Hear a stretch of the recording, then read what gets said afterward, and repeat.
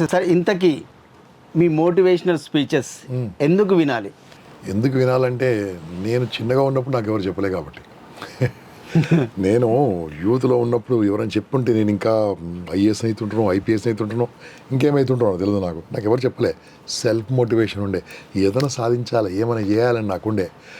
అది ఉండి నేను ఏదో అమ్మ నాన్న దయ వలనో, వాళ్ళ ఆశీర్వాదం వలనో, పెద్దల దయ వలనో, నా టీచర్ల ఆశీర్వాదంతోనో ఒక మనిషిని అయ్యాను. ఓకే. అయితే ఈ నేర్చుకున్నాను, ఈ మోటివేషనల్ స్కిల్స్ అని జూనియర్ ఛాంబర్ సంస్థలో నేర్చుకున్నాను. ఎక్కడ సార్ అది? జూనియర్ ఛాంబర్ ఇంటర్నేషనల్ అని ఓకే. ఒక లయన్స్ క్లబ్ లాగా అదొకటి ఆర్గనైజేషన్. దాంట్లో నేర్చుకున్నప్పుడు నాకు కొద్దిగా డబ్బు ఉండే కాబట్టి నేర్చుకున్నాను. డబ్బు లేని వాళ్ళ సంగతి నేర్చుకోలేరు. సభ్యత్వం కట్టి దాన్ని నేర్చుకుంది ఏం చేశాను, అందరు అమ్ముకురు, నేను ఫ్రీగా పంచిపెట్టాను అంతే.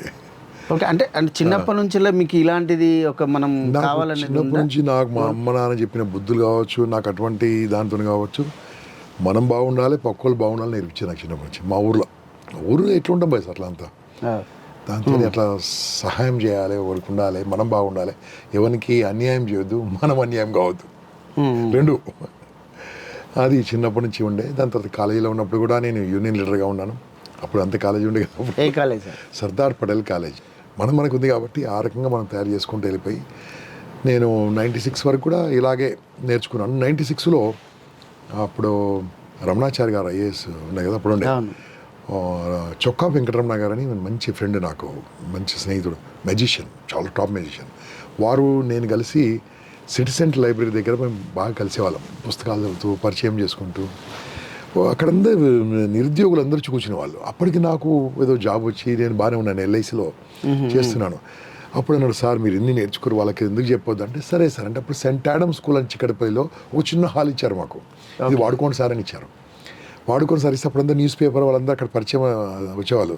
ఇట్లా రాయండి సార్ నిరుద్యోగులకు ఉచిత శిక్షణ రాస్తే రాసేశారు. 100 మంది వచ్చారు. 100 మంది వచ్చి కూర్చున్నారు. లాస్ట్కి 40 మంది కంటిన్యూ అయ్యారు. 1 మంత్ తర్వాత 40 మందిలో 40 మంది జాబ్స్ వచ్చేసి 1 మంత్ ఎవ్రీడే సాయంత్రం 6 to 8, 6 to 9, 6 to 9. వాళ్ళు ఏ జాబ్స్ కోసం రాదు, ఏ జాబ్ మేము చూపిస్తాం, దారి చూపిస్తాం, రా నీ దగ్గర టాలెంట్ అని చూపిస్తాం.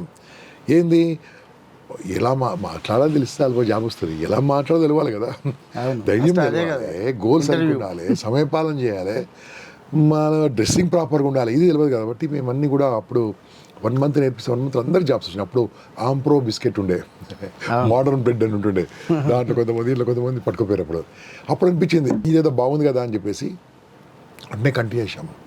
చాలా ఏళ్ళు కంటిన్యూ చేసాం సిటీ సెంటర్ లైబ్రరీలో. అక్కడ ఆ హాల్లో 250 మంది 250-300 మంది పడుతురు. హాల్లో చెప్తుంటే మీరు క్లాసులు అన్నీ ఫ్రీగానే. అప్పుడు ప్రొఫెసర్ విశ్వనాథం గారని చాలా గొప్ప మనిషి మా పరిచయం అయ్యారు. అదే రకంగా అప్పుడు పట్టాపురం గారు, ఎండమరిగా అందరు తెలుగులో మాట్లాడే భక్తులందరినీ కాలు మొక్కా, దండం పెట్టా, బదిలినాడు తీసుకొచ్చి చెప్పించేవాడిని నిరుద్యోగ యువతకు. ఓకే.